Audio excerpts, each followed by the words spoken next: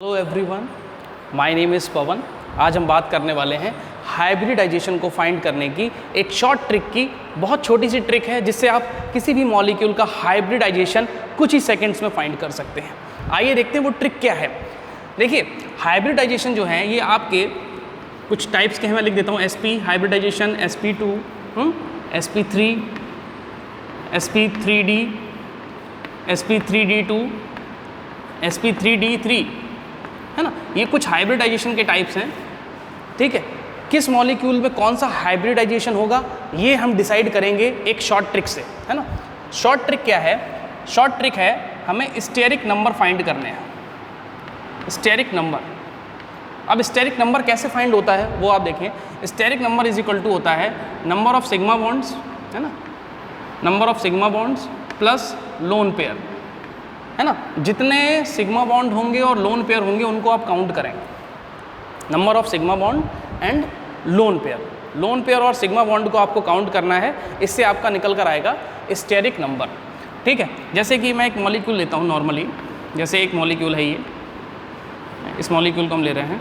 इस मॉलिक्यूल में इस तरह से, तो यहाँ पर आप देखें कि दो लोन पेयर हैं। नंबर ऑफ लोन पेयर कितने हैं? 2, ठीक है। सिग्मा बॉन्ड कितने हैं? एक सिग्मा बॉन्ड ये है, एक सिग्मा बॉन्ड ये है, तो सिग्मा बॉन्ड भी यहाँ पर कितने हैं? 2। तो स्टेरिक नंबर क्या होगा इसका? अगर स्टेरिक नंबर निकालें तो कितना निकल कर आएगा? Steric number will be 4।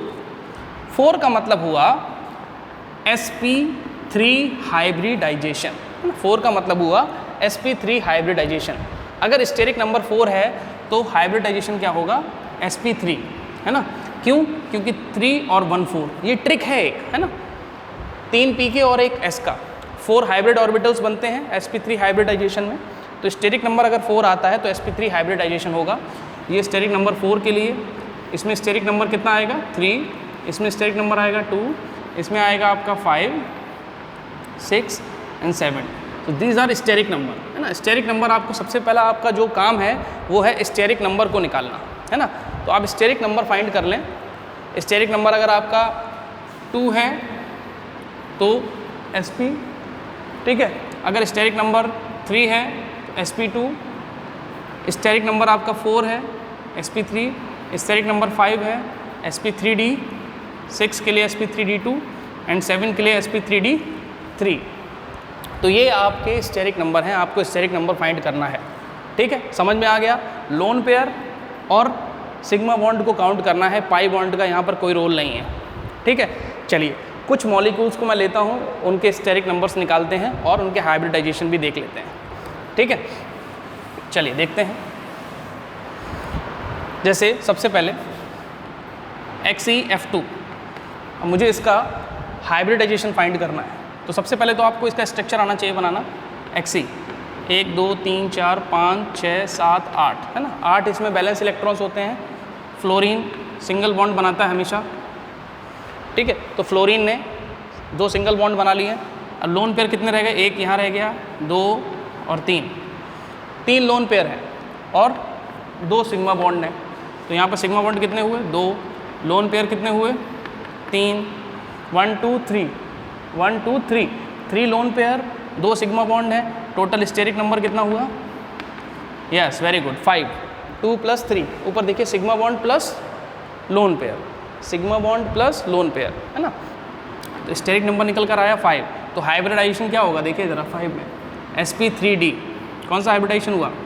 sp3d, है ना। और देखिए ज़रा XeO2F2, है ना, इसका निकालना है। इस मॉलिक्यूल को आप देखकर सेंट्रल एटम का हाइब्रिडाइजेशन नहीं बता पाएंगे। हाइब्रिडाइजेशन हमेशा सेंट्रल एटम का निकालेंगे। यहाँ पर जिस एटम का निकाल रहे हैं, टर्मिनल एटम्स का हाइब्रिडाइजेशन आप फाइंड नहीं करते हैं। जो टर्मिनल एटम्स होते हैं इनका हाइब्रिडाइजेशन फाइंड नहीं करते हैं। सेंट्रल एटम का हाइब्रिडाइजेशन हमेशा निकाला जाता है, ये आपको याद रखना होगा। XeO2F2, इसमें देखिए ज़रा Xe 1 2 3 4 5 6 7 8, है ना। ऑक्सीजन हमेशा डबल बॉन्ड बनाता है, बना लिया, 2 इलेक्ट्रॉन्स ले गया, है ना। 2 ऑक्सीजन है तो 2 डबल बॉन्ड बन जाएंगे। 2 फ्लोरीन है, एक सिंगल, एक और सिंगल, तो लोन पेयर सिर्फ एक रह गया, ठीक है। अब यहाँ पर सिग्मा बॉन्ड काउंट कीजिए। एक सिग्मा बॉन्ड इसमें होगा भाई, यहाँ डबल है तो एक सिग्मा एक पाई है, तो एक सिग्मा, दो सिग्मा, तीन सिग्मा, चार सिग्मा, सिग्मा बॉन्ड हो गए आपके 4 प्लस लोन पेयर कितने हो गए, लोन पेयर एक लोन पेयर, तो 4 सिग्मा बॉन्ड एक लोन पेयर, टोटल कितना हो गया स्टेरिक नंबर 5। हाइब्रिडाइजेशन कौन सा हुआ, same sp3 hybridisation, sp3d hybridisation, ये निकला। बहुत आसान है, आप सिग्मा बॉन्ड को चेक कीजिए और लोन पेयर्स को चेक कीजिए, आप किसी भी मॉलिक्यूल का हाइब्रिडाइजेशन निकाल सकते हैं। कुछ ऐसे कॉम्प्लेक्स मॉलिक्यूल्स होते हैं उनका तो आपको याद ही करना पड़ता है, अलग बात है। ज़्यादातर मॉलिक्यूल्स का हाइब्रिडाइजेशन आप इस मेथड से फाइंड कर सकते हैं। आइए और निकालते हैं कुछ।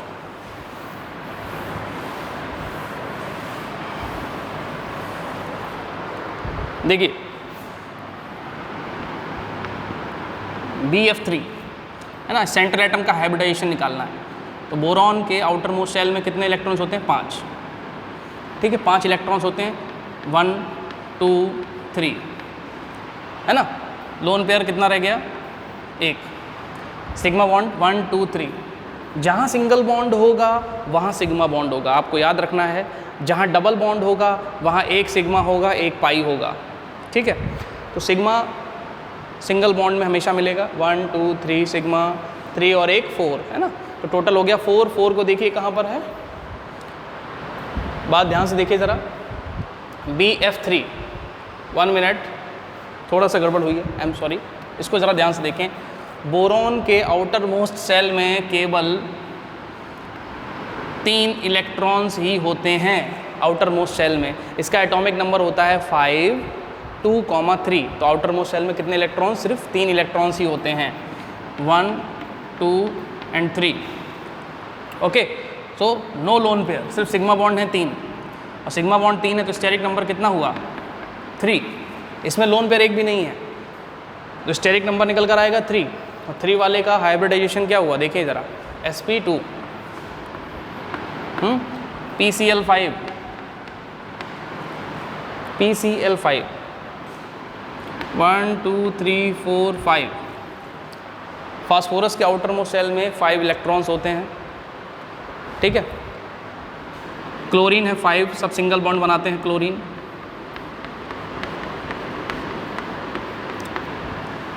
ये इसका रियल स्ट्रक्चर नहीं है, अगर आप रियल स्ट्रक्चर बनाना चाहते हैं तो वो आप वेस्पर थ्योरी के अकॉर्डिंग बना सकते हैं। रियल स्ट्रक्चर अगर PCl5 का बनेगा तो वो जिस तरीके से बनता है आपको याद होगा, है ना, सभी को पता होता है, इस तरीके से रियल स्ट्रक्चर बनता है ना, ट्राइगोनल बाई पिरामिडल। ये सिर्फ मैं आपको एक ट्रिक बता रहा हूँ जिससे आप हाइब्रिडाइजेशन को फाइंड कर सकते हैं, है ना, डायरेक्टली आप जल्दी से निकाल लें। वहाँ आपको स्ट्रक्चर नहीं बनाना है, आपको सिर्फ हाइब्रिडाइजेशन को बताना है। 1 2 3 4 5 सिग्मा बॉन्ड 5 है, लोन पेयर नहीं है। सिग्मा बॉन्ड 5 मतलब स्टेरिक नंबर कितना हुआ, 5। लोन पेयर इसमें नहीं है, सिग्मा बॉन्ड 5 है, इसका मतलब हाइब्रिडाइजेशन कौन सा हुआ, sp3d, है ना, सिंपल sp3d।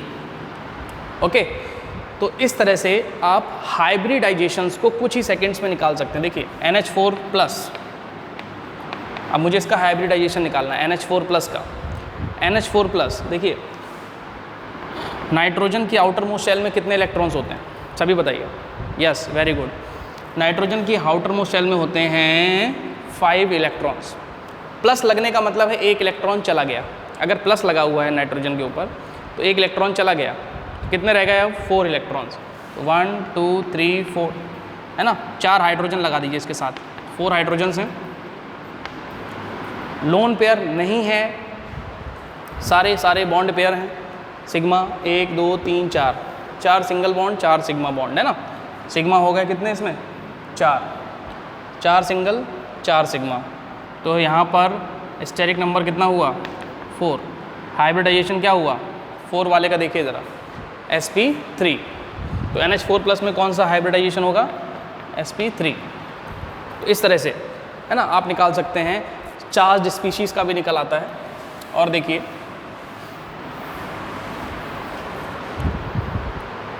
जैसे आपको निकालना है NH3, इसका हाइब्रिडाइजेशन क्या होगा। सबसे पहले नाइट्रोजन लिखिए, इसके बैलेंस इलेक्ट्रॉन्स को लिखिए, नाइट्रोजन में 5 वैलेंस इलेक्ट्रॉन्स होते हैं, हाइड्रोजन के साथ बॉन्डिंग कर दीजिए, 3 ने बॉन्ड बना लिया, लोन पेयर एक रह गया, तो एक लोन पेयर है और 3 सिग्मा बॉन्ड है, तो सिग्मा बॉन्ड 3 हो गए और एक लोन पेयर हो गया, टोटल कितना हुआ 4।